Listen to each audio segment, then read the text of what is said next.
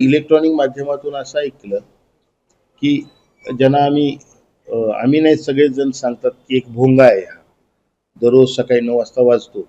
पण अलीकडल्या काळात त्या भोंग्याचा आवाज काय झाला होता माहिती नाही, गायबच झालेला होता. परंतु त्या संजय राऊत म्हणणाऱ्या इसमाने काल फार खालच्या पातळीवर जाऊन जी भाषा वापरली आमचे नेते आदरणीय अजितदादांच्या बद्दल, मला अक्षरशः अशा लोकांची क्यू येते की एक महिनाही झाला नाही ह्या संजय राऊतांनी सांगितलेलं सगळ्या महाराष्ट्राने ऐकलं की दादा 6 वेळ उपमुख्यमंत्री झालेत.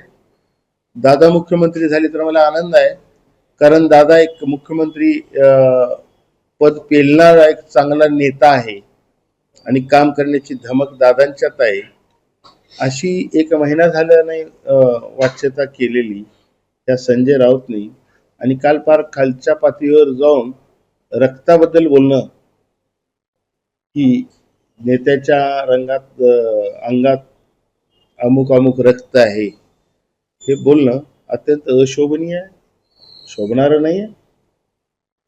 आता मला तर असं वाटतं की संजय राऊत कुणाबद्दल काय बोलतात यापेक्षा आता संजय राऊतचं डीएनए करण्याची आवश्यकता आहे आणि संजय राऊतचं रक्त तपासण्याची आवश्यकता आहे. तसे आमच्याकडे रिपोर्ट आहेत त्यांचे, पण आम्ही राजकारणात काही संयम पाळलेले आहेत. त्यानुसार व्यक्तिगत पातळीवर कोणाची निंदा नालस्ती करण्याचं आमचं धोरण नाही आहे. एकतर आमचे नेते आदरणीय अजितदादा पवार यांची विचारसरणी शिवशाहू फुले आंबेडकरांची आहे. सर्वधर्म समभाव मानणारे आमचे नेते आहेत, तेच धोरण आमच्या पक्षाचं आहे. कधी कुठल्या जातीपातीचं राजकारण आमदार अजितदादांनी केलेलं नाही, हे सगळ्या महाराष्ट्रानं आजपर्यंत बघितलेलं आहे. मग असं असताना फार पाकिस्तानच्या संबंधित त्या नेत्यांना जोडून भाष्य करणं हे अशोभनीय आहे. आता झालं, एक वेळ, दोन वेळ, तीन वेळ अशांना ताकीद देऊन झालेली आहे. जर संजय राऊतनी हा धंदा बंद नाही केला, बाकीचं काय त्यांना करायचं आहे, भोंगा कसा वाजवायचा आहे, कोणावर तरी वाजवावाच लागतो त्यांना, ती चाकरीच आहे त्याची, ती करावी त्यांनी. पण या पुढच्या काळात अजितदादांच्या बद्दल जर एकही चकार शब्द काढला तर आमचे कार्यकर्ते जीभ हासडून दाखवतील, जेणेकरून अशा पद्धतीची घाणेरडी वक्तव्य या पुढच्या काळात कुठल्याच नेत्यांच्या बाबतीत त्याला करता येणार नाही आणि त्याची फार मोठी किंमत त्याला मोजावी लागेल.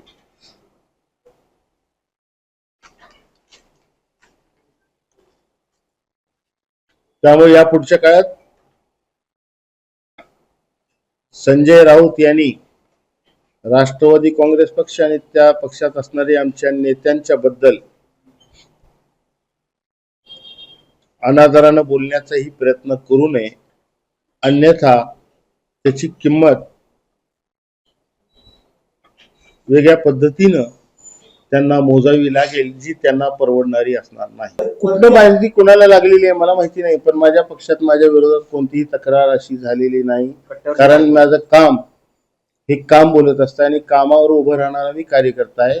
त्यामुळे कधीच माझ्याबद्दल माझ्या पक्षात कोणतीही अशी तक्रार झालेली नाही. हा, आता स्थानिक पातळीवर काही पोटदुखी लोक आहेत, मला जे कळतं ते आमच्या पक्षातही नाही आहेत, परंतु त्यांना असं वाटलं की हे राजीनामा झाला म्हणजे आपल्याला एक पर्वणी मिळाली, आपल्याला एक बहाणा मिळालाय, मग त्याला जोडून काय, तर त्याला जोडून असं काहीतरी लावण्याचा धंदा त्यांनी केलेला असावा. तुम्ही दिला नाही तर तुम्हाला काढलं असं बोलतो. मी काय सांगतोय मी की अजित दादा ज्यावेळेस इथं माझ्या घरी आलेले, माझ्या कार्यालयात आलेले, त्याच दिवशी मी त्यांना दिलेला होता. परंतु जोपर्यंत नवीन माणूस एखादा त्या जागेवर चांगला त्यांच्या डोक्यात बसला नाही, तोपर्यंत ते जाहीर करणं योग्य नव्हतं, म्हणून आपण ते जाहीर केलं नव्हतं. आणि तो पक्षांतर्गत विषय आहे. शेवटी प्रत्येक पक्षाचे विषय काय रस्त्यावर बोलायचे नसतात, काही जबाबदारी आहे.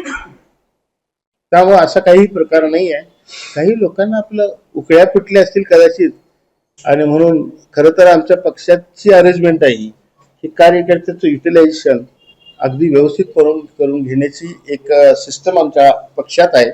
आणि त्यानुसार माझ्या कार्यक्षमतेची काय म्हणू त्याला आपण, की व्यवस्थितपणानं उपयोग लोकांना झाला पाहिजे, लोकांच्या प्रश्नांसाठी झाला पाहिजे, कार्यकर्त्यांसाठी झाला पाहिजे, पक्षाला झाला पाहिजे, या दृष्टिकोनातनं नियोजन करणारा आमचा पक्ष आहे आणि ते पक्षाच्या नियोजनानुसार मला जबाबदाऱ्या सोपवण्यात आलेल्या आहेत.